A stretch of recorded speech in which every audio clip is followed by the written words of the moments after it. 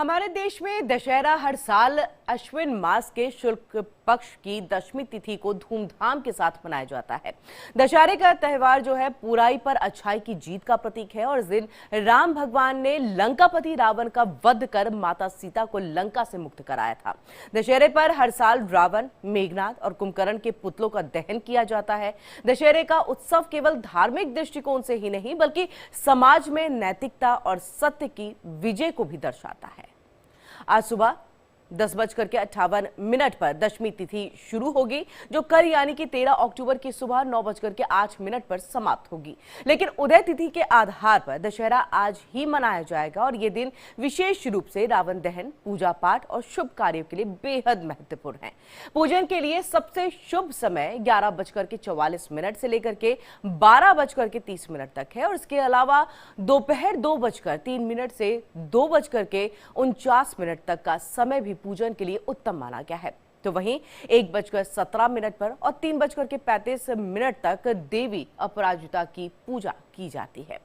आपको बता दें कि दशहरे का मुख्य आकर्षण है रावण दहन। रावण का दहन प्रदोष काल में करना शुभ माना जाता है और इस साल रावण दहन का सही समय है शाम 5:53 से लेकर के 7:27 तक। इस दौरान पूरे भारत में रावण, मेघनाद और कुंभकर्ण के पुतले जला करके बुराई के अंत का जश्न मनाया जाएगा। तो आपको बता दें कि आज विजयदशमी है, लेकिन विजयदशमी की जो समय सारणी है उसके बारे में हमने आपको पूरी जानकारी यहाँ पर दी है कि कितने से कितने बजे तक आप पूजा अर्चना यहाँ पर कर सकते हैं। और नवमी के बाद तकरीबन आपको बताया 10:58 पर जो है दशमी तिथि शुरू हो जाएगी। कल यानी कि 13 अक्टूबर की अगर हम बात करें तो सुबह 9:08 पर इसकी समाप्ति होगी। और उदय तिथि की बात करें तो दशहरा आज ही मनाया जाएगा और इस दिन विशेष रूप से रावण दहन, पूजा पाठ और शुभ कार्यों के लिए ये दिन बहुत ही महत्वपूर्ण माना जाता है। पूजन के लिए सबसे शुभ जो समय है वो है 11:44 से लेकर के 12:30 तक और इसके अलावा दोपहर 2:03 से लेकर के 2:49 तक का समय जो है वो पूजन के लिए उत्तम माना गया है। तो इन सब के साथ 1:17 से 3:35 तक में देवी अपराजिता की पूजा यहाँ पर की जाती है।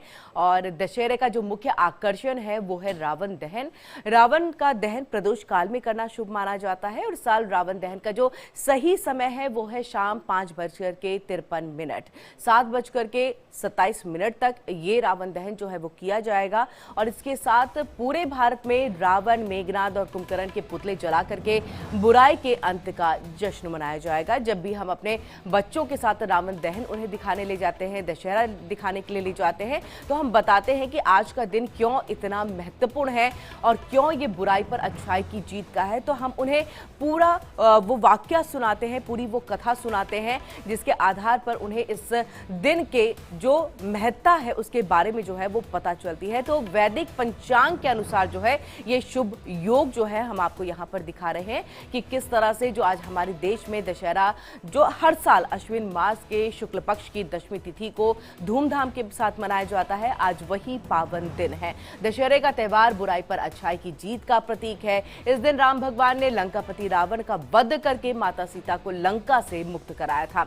दशहरे पर हर साल रावण, मेघनाद, कुंभकर्ण के पुतलों का दहन होता है। आप तस्वीरों में भी देख सकते हैं, ये तस्वीरें पहले की है और ये तस्वीरें आपको हम दिखा रहे हैं कि आज तो उसकी तैयारी फिलहाल चल रही होगी। अभी रावण जो है उनका पुतला बनाया जा रहा होगा, कुंभकर्ण का, मेघनाद का पुतला यहाँ बनाया जा रहा होगा। लेकिन देखिए रावण जो है उन्हें बीच में यहाँ पर रखा जाता है, उसके बाद मेघनाद और उसके दूसरी तरफ में जो है कुंभकर्ण का पुतला रखा जाता है और फिर इन्हें जलाया जाता है। और ये कहा जाता है कि ये बहुत बड़ी बुराई पर जो अच्छाई जो है उसकी जीत है। प्रभु राम जो है उन्होंने लंकापति रावण का वध करके माता सीता को लंका से छुड़ाया था। तो ये पूरी कथा जो है वो हम अपने बच्चों को भी सुनाते हैं, हम बताते हैं कि किस तरह से बुराई पर अच्छाई की जीत हमेशा होती है और आज वही पावन दिन है। तो ये केवल एक धार्मिक दृष्टिकोण से नहीं बल्कि समाज में नैतिकता और सत्य के विजय को भी दर्शाता है। जो बात मैं लगातार आपसे कह रही हूँ कि आज सुबह जो 10:58 है उसमें दशमी तिथि की शुरुआत हो जाएगी 13 अक्टूबर की सुबह 9:08 यानी कि कल जो है वो 9:08 तक दशमी तिथि रहेगी। लेकिन दशहरा आज ही के दिन मनाया जाएगा। ये दिन विशेष रूप से जो है रावण दहन, पूजा पाठ, शुभ कार्य जो मैं आपको लगातार बता रही हूँ, इसके लिए पैसों की तंगी से निजात मिल सकता है। कैसे करें पूजा?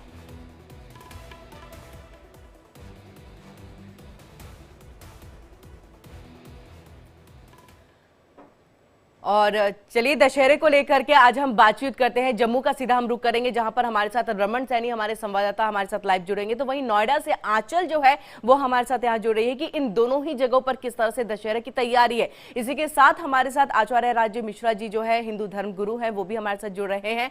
आप सभी का बहुत बहुत स्वागत है और सबसे पहले दशहरा की बहुत बहुत बधाई। आज का दिन बहुत ही पावन दिन है।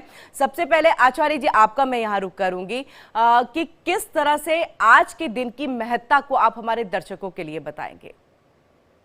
तो इंडिया डेली लाइव के सभी दर्शकों को विजयादशमी की बहुत सारी हार्दिक शुभकामनाएं और आप सबका हृदय से बहुत धन्यवाद, क्योंकि ऐसी महत्वपूर्ण जानकारियां शायद आजकल मिल पाना थोड़ा मुश्किल हो पाता है लोगों के लिए, और आप लोग इस पर अथक प्रयास करके, बहुत मेहनत करके लोगों तक ऐसी महत्वपूर्ण जानकारियों को पहुंचाते हैं। विजयादशमी बहुत महत्वपूर्ण पर्व है अपने आप में, और विजयादशमी क्योंकि आप जानते हैं ये वो पर्व है, ये वो त्योहार है।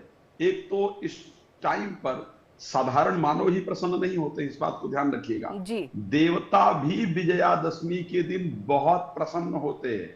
इसीलिए आज के दिन अपराजिता पूजन का, आज के दिन शमी पूजन का, आज के दिन अपने देवताओं के पूजन का, आज का जो दिन है वो अपने आप में स्वयं सिद्ध माना जाता है। क्यों आखिर देवता प्रसन्न होते हैं और क्यों इस पर्व का और इसके माध्यम से सनातन धर्म का बहुत महत्वपूर्ण महत्व है? क्योंकि आज के दिन भगवान राम ने आतताई रावण का वध किया था, और सभी देवता जिससे तंग थे।